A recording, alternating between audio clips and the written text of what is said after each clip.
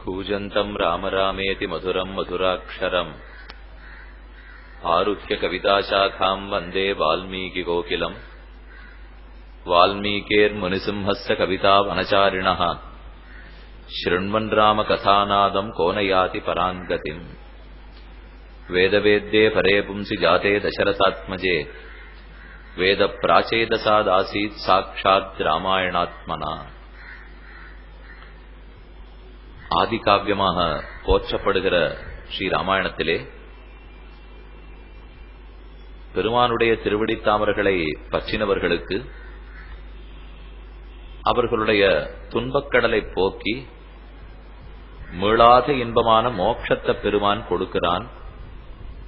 அப்படிங்கிறத வால்மீகி பகவான் பல அடியார்கள் மூலமாக வைத்து காட்டினார்.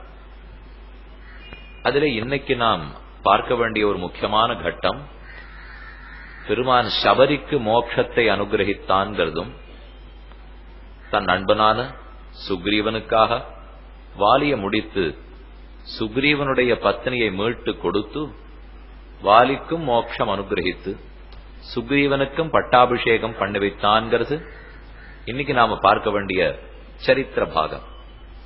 நேத்திக்கு பார்த்திருக்கோம் ஜட்டாயுவுக்கு மோட்சம் கொடுத்தான் என்பதை. அதற்கு மேலே இன்னைக்கு நாம் அனுபவிக்க வேண்டியது சபரிக்கு மோட்சம் கொடுத்ததும் வாலிவதமும் சுக்ரீவ பட்டாபிஷேகம். இதற்கு கீழே சில சரித்திரங்களை வால்மீகி பகவான் காட்டியுள்ளார். அதையும் இந்த கோட்டிக்கு விஷயமாக்கிக் கொண்டு இன்றைய கட்டத்தையும் நாம் பார்க்கலாம். ராமன் பரதனை திருப்பி நாட்டுக்கு அனுப்பிவிட்டான். தன்னுடைய பாதுகையே அவனுக்கு கொடுத்து அதை வச்சுட்டு ராஜ்ய பரிபாலனம் பண்ணிடுன்னு சொல்லி திரும்ப அனுப்பி வைத்தான். இருந்தாலும் பரதனை விட்டு பிரிந்து ராமனாலே தரிக்க முடியாமலேயே சிரமப்பட்டான். அத வால்மீகி ரொம்ப அற்புதமா ஒரு ஸ்லோகத்திலே தெரிவிக்கிறார். ராமனும் லக்ஷ்மணனும் விடிய கார்த்தால தீர்த்தம் ஆடுகிறார்கள். ஒரு 1.5 வருஷ காலம் சித்திரக்கூட்டத்தில் இருந்து அப்புறம் நேரே கோதாவரி கரைக்கு எழுந்தருளி பஞ்சவட்டியிலே 10 ஆண்டுகள் இருந்தார்கள்ங்கிறதை நேற்றைய உபன்யாசத்துல நாம பார்த்திருக்கோம். இந்த பஞ்சவட்டிங்கிறது எங்க இருக்குங்கிறத பத்தி 2 விதமான கருத்துக்கள் நிலவுகின்றன. ஒன்னு, மும்பைக்கு பக்கத்தில் இருக்கிற நாசிக் பஞ்சவட்டி, அந்த இடத்துல இருக்கிறதாகவும் கொள்ளலாம். அப்படின்னா ராமன் சித்திரக்கூட்டத்திலிருந்து தண்டகாரண்யத்திலே தெற்க இறங்கி தென்மேற்கு பக்கம் நடந்து போயிருக்கணும். அப்பதான் மகாராஷ்டிரம் எந்த கோதாவரி தொடங்குறதோ அந்த இடத்துக்கு போயிருக்கணும்.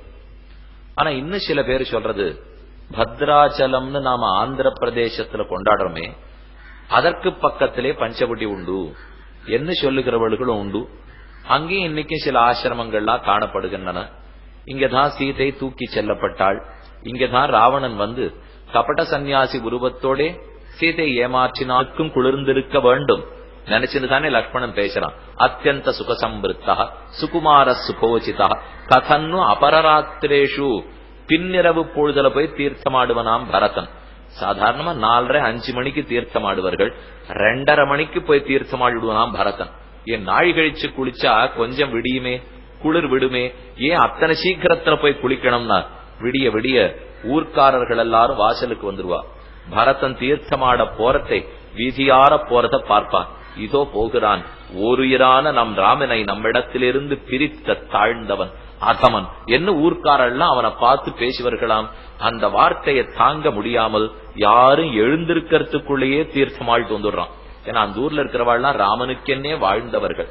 ராமோ ராமோ ராமயதி பிரஜானாம் அபவன் கதாக ராமபூதன் ஜெகதபூது ராமே ராஜ்யம் பிரசாசதி. ராமன் ராமன் ராமன் எதை சொல்லணும்னாலும் ராமன் ராமன்னே சொல்லுவார்கள். சர்வான் தேவான் நமஸ்யந்தி ராமஸ்யார்த்தே யசஸ்வினா. எந்த தேவத்தை கால்ல விழறதுக்கும் தயங்க மாட்டா, ராமன் நன்னா இருக்கணும்னா. அப்படிப்பட்ட ஜனங்கள் பரதன் பிரித்தான்னு சொல்லி கோவிச்சு பாடலையோ, அவள் இடத்துல சொல்லடி படுறதுக்கு முடியாது. ஏற்கனவே கல்லடிபட்டு கிடக்கிறோம், இவர்களுடைய சொல்லடின்னு நாம படக்கூடாது என்ன பரதாழ்வான் பின்னிரவு பொழுதிலேயே போய் தீர்த்தமாழ்வான். அப்ப எத்தனை குளிர் அவனை வெவ்வரிட வைத்திருக்க வேண்டும். ஆனா பூர்வாச்சாரியர்கள் இங்க வியாக்கியானத்துல சொல்றா, பரதனுக்கு குளிரவே குளிராதான். லக்ஷ்மணனுக்கு இவ்வளவு குளிர்றதே பரதனுக்கு ஏன் குளிர்றதில்லைன்னா, பரதன் ஏற்கனவே கொதித்து போய் கிடக்கிறான். ராமனை விட்டு பிரிந்த விரக தாபம். இந்த இந்த தாபத்தாலே கொதிச்சு போயிருக்கான் பரதன். செங்கல் சூளையெல்லாம் நீங்க பாத்திருப்பீள். நன்னா கொதிக்க வைப்பா செங்கலை சூளையில போட்டு, அப்புறம் அதை அப்படியே எடுத்து சிலீர்னு ஜலத்துக்குள்ள தூக்கி போடுவோம். என்ன செய்யும்? ஒருவேளை குளிர்மா செங்கலுக்கு? இல்லை, அந்த செங்கலுடைய சூட்டுக்கு ஜலத்தத்தனையும் தாழ்த்துனுடும். அத போல இங்க கோவிந்தராஜர் அழகா சாதிக்கிறார். போய் பரதன் சரையூல தீர்த்தமாடினா பரதனுக்கு குளிராதான், சரையூ தீர்த்தம் வற்றி போகும். அப்படி என்னோ ராமனை விட்டு பிரிந்து விரகத்திலே துடித்திருக்கிறான்.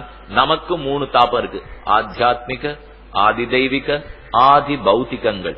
நாமா தேடிக்கிற கஷ்ட நஷ்டங்கள், இயற்கையா கொடுக்கிற சீர்ச்சங்கள், பெருமான் நமக்குன்னு கொடுக்கிற நிகிரகங்கள், இதெல்லாம் நாம கட்டப்படுற 3 தாபங்கள். இந்த தாபங்கள் எல்லாம் பரதனுக்கு கிடையாது.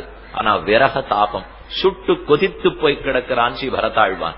நம்மாழ்வார பத்தி அழகா ஒரு விஷயம் தெரிவிப்பார்கள். பெருமான பிரிஞ்சு போயிட்டபடியாலே தம் வீட்டுல இருந்து அவரால் தரிக்க முடியவில்லை. சரி, வீட்டுல இருந்தா எல்லா பதார்த்தங்களும் அவனையே ஞாபகப்படுத்துறது. அதனால நம்ம வீட்டை விட்டுட்டு சாயங்கால வேளையில அப்படியே நதி தீரத்துக்கு போவோம். நதிக்கரைக்கு போய் அங்க இருக்கிற பதார்த்தங்கள்லாம் பார்த்து மனசு ஆத்திப்போம். என்ன ஆழ்வார் போனார், சாயங்காலம்ங்கிறதுனால 5:30 மணிக்கு விளக்கேற்றி வச்சுட்டு கிளம்பி போனார். கிழியே அந்த பாட்டுல முதல் விஷயத்தை மட்டும் இந்த கோட்டியில சொல்லிருக்கேன். நதிக்கரைக்கு போன உடனே உருமீன் வருமளவும் காத்து நிற்கும் கொக்கு, ஒரு கொக்கு மீன் வருமானு காத்துந்தது. அது வெளுத்திருந்ததை பார்த்தார். நீ என் திருமாலால் நெஞ்சம் கோட்பட்டாயே, நான் தான் பெருமான விட்டு பிரிஞ்சு வெளுத்து போயிருக்கேன்னா, கொக்கே நீயும் வெளுத்து போனாயா என்ன அத கட்டிண்டு அழுதார். ஈரும் வேம் ஈரியாய் உலர்த்த வெண்ணப்பட சித்தஞ்சித்தாய் அல்லேனன்னு நீங்க உடல் ஆத்ம தர்மம் கொள்ள முடியானேயில் கரணங்கள் அவையாக காத்தும் கழியும் கட்டியடக் கொண்ட பெருங்காதலுக்கு பத்தியமனூல் வரம்பில்லையே. நாயனார்ங்கிற அழகிமணவாள பெருமாள் நாயனார் தம் ஆச்சாரிய ஹிருதயத்துல ஒரு சூத்திரம் பண்ணிருக்கார். பக்தர்களுக்கு எந்த சாஸ்திர வரம்புமே கிடையாது. இப்படித்தான் பக்தியை வளர்த்துப்பான்னு சொல்ல முடியாதான். ந சாஸ்திரம் நைவச்சக்கிரம, இந்த எல்லைக்கு உட்பட்டு பக்தன் நடந்துக்கிறதே கிடையாது.